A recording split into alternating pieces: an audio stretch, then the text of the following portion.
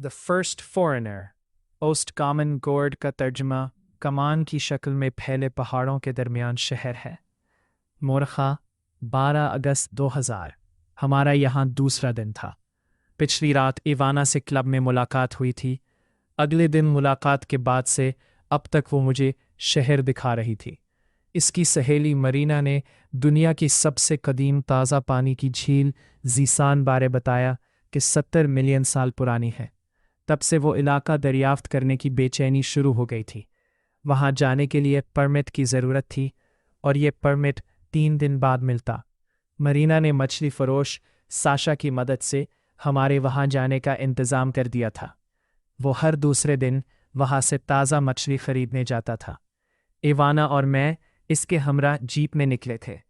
अब जीप एक गांव में रुकी थी जहां हम इसके असिस्टेंट एगोर के ट्रक का इंतज़ार कर रहे थे।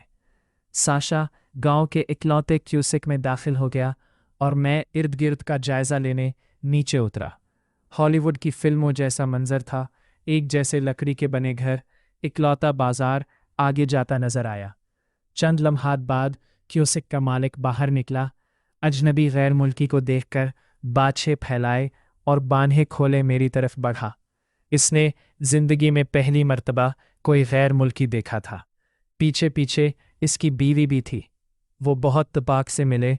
रस्मी कलिमात के बाद इनके हमराह गांव की इकलौती मस्जिद की तरफ बढ़े। मस्जिद जैसी कोई अलामत ना थी, ना मीनार, ना मेहराब, ना गुंबद, ना लाउडस्पीकर। लकड़ी से बने आम घरों जैसा एक घर था। गैर मुल्की मुस्लिम मेहमान की आमद की इत्तला इमाम साहब तक पहुंच चुकी थी। वो बज़ाते खुद इस्तकबाल के लिए दरवाजे पर मौजूद थे। इमाम साहब ने अपना नाम रहीमोव बताया और आगे बढ़कर मेरे हाथों पर बोसा दिया। मैं सिमट कर पीछे हटा। देखे इमाम साहब, आप मेरे लिए बहुत काबिल एहतराम हैं। आप मुझे गुनहगार मत करें। माँ साहब हमें मस्जिद के अंदर ले गए। ज़मीनी फर्श पर दोहरा कालीन बिछा था। दीवारों पर भी कालीन आवेज़ां थे। ये मस्जिद एक वसी कमरे पर मुश्तमिल थी। वॉशरूम गालिबन अकबी समत वाक़ था। चंद बच्चे ज़मीन पर बैठे तिलावत कर रहे थे। यह हिफ्ज़ करने वाला गिरोह था। अलबत्ता कुरान इनके हाथों में नहीं था।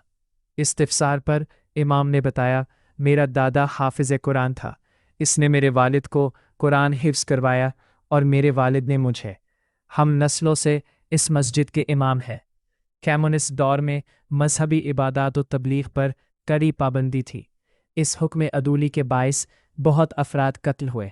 हर मजहबी इबादतगाह से कुरान, बाइबल व दीगर आसमानी सहीफ़े उठा लिए गए। जिन चंद लोगों ने कुरान हिफ्ज़ कर रखा हा, वो चोरी छुपे उसे नस्ल दर नस्ल मुंतकिल करते रहे। हम आधा घंटा वहाँ रुके। मैं नफल अदा किए। इमाम साहब ने बहुत ज़िद की कि हम वहाँ रुके और ख़िदमत का मौका दें, लेकिन कमी वक्त के बायस माज़रत की, क्योंकि हम चांदनी रात में दुनिया की सबसे कदीम झील का नज़ारा करना चाहते थे। बाहर मस्जिद के दरवाजे पर तमाम गांव इकट्ठा हो चुका था। सब लोग गैर मुल्की मुस्लिम मेहमान को देखने के लिए जौक दर जौक उमड़ आए थे। हर कोई मुझसे मुसाफहा करने या बगलगीर होने को बेताब था। आगे बढ़ने में पहल की तगोदो कर रहा था। बहुत दूर दराज इलाका, बिजली नापैद, दहाइयों से बाकी दुनिया से परे रहने वालों ने पहली मर्तबा गैर मुल्की देखा था। इमाम साहब ने मकामी ज़बान में सबको डांटा। गालिबन यही कहा होगा, मुअज़्ज़ज़ मेहमान को तंग मत करो, लाइन बनाकर मुलाकात का शर्फ हासिल करो। क्योंकि इमाम साहब की गरजदार आवाज़ सुनते ही सब खामोश हो गए थे और बारी बारी मुझसे मुसाफहा व मुआनका करके अपने दिली जज्बात का इजहार कर रहे थे। इवाना मुस्कुराती हुई मुझे छेड़ रही थी। मुबारक हो, तुम वीआईपी बन गए हो। मैं जवाबी मुस्कुराया।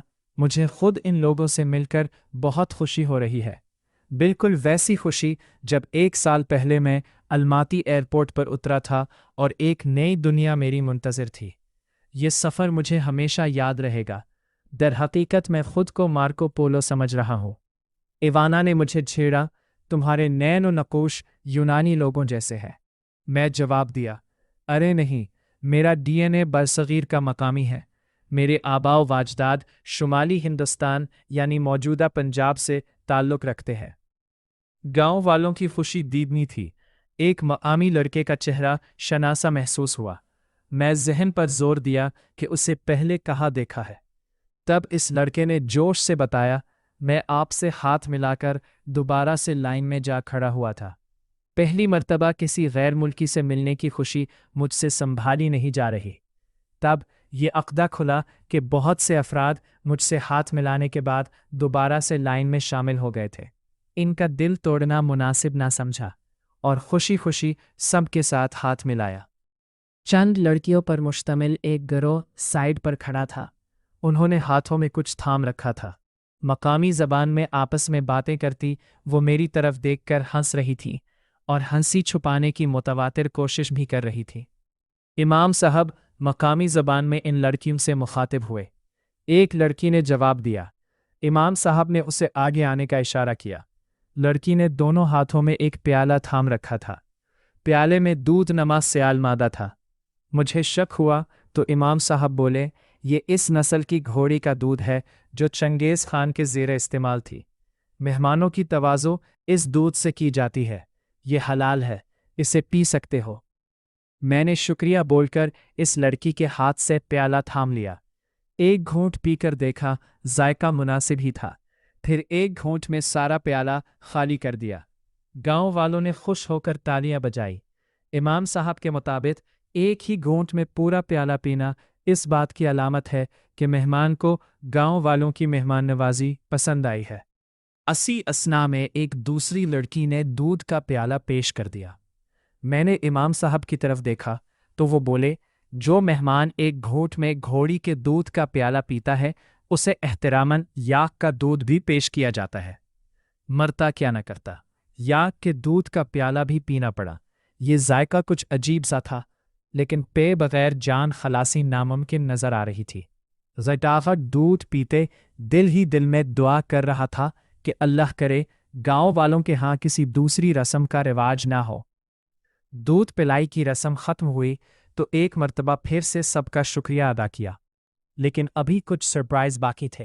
گاؤں کی کل آبادی جو بامشکل 100 نفوس سے بھی کم پر مشتمل تھی، ان کی اکثریت ہاتھوں میں تحفے اٹھائے آ رہے تھے۔ کسی کے ہاتھ میں ٹہنی سے توڑے تازہ سیب تھے تو کسی کے پاس ناشپاتی۔ غرض یہ کہ ہر فرد کے ہاتھ میں غیر ملکی مسلم مہمان کو تحفہ دینے کے لیے کچھ نہ کچھ موجود تھا۔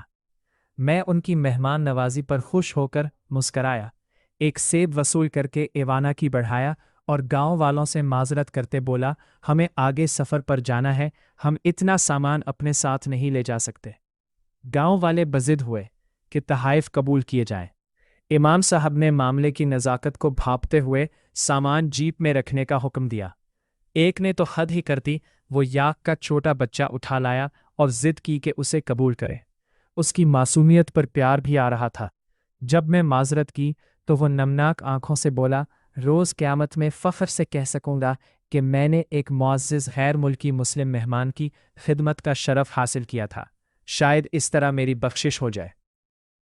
اس کی معصومیت و سادگی دل موہ لینے والی تھی۔ قصہ مختصر، یاک کا بچہ وصول کر کے امام صاحب کی خدمت میں پیش کرنا چاہا، لیکن انہوں نے انکار کر دیا۔ مجبوراً وہ یاک کا بچہ بھی جیپ میں رکھوا دیا گیا۔ گاؤں والوں نے کھانے کی بہت ضد کی، لیکن سب سے معذرت کرنا پڑی۔ ساشا کیوسک کے باہر جیپ میں ہمارا انتظار کر رہا تھا۔ ایگور کا ٹرک بھی پہنچ چکا تھا۔ اس میل ملاپ میں 1 گھنٹہ صرف ہو چکا تھا۔ ساشا نے ایگور کو کچھ ہدایات دی، ہم دونوں کو جیپ میں بیٹھنے کا اشارہ کیا اور جیپ سٹارٹ کر دی۔ جیپ کی پچھلی نشست پھلوں سے بھری پڑی تھی۔ ایوانا نے اپنے بیٹھنے کے لیے بامشکل جگہ بنائی۔ گاؤں سے نکلنے کے بعد ہم نان سٹاپ جھیل زیسان کی طرف گامزن تھے۔